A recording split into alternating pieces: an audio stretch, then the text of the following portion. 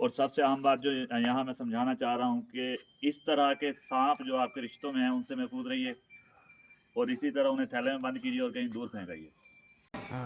ये बड़ी अच्छी बात कही आप। हाँ जी, अस्सलाम वालेकुम।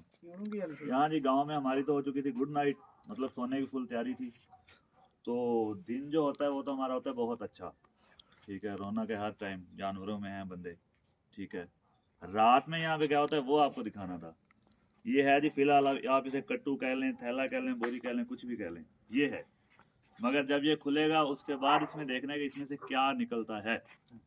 और ये पहला दिन नहीं है, मोस्टली मतलब ये कह लें कि जो गांव है, गांव की रौनक बेसिकली यही चीज़ है रातों में।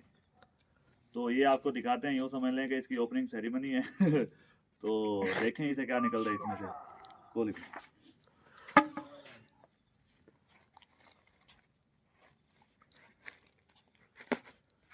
ये है जी यहाँ का बंदा एक्सपर्ट सबसे ज्यादा।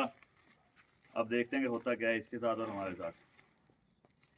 लाइट वाले बंदे की हमारी माशाल्लाह से टांगे कांप रही हैं, या यूं कह लें कि कांपे टांग रही हैं। अच्छा जी। ये है जी। अरे बाबा! इधर एक अच्छा, अब ये देखिए जनाब, इसे कहते हैं तकरीबन क्या जी, कोबरा कहते हैं जी इसे।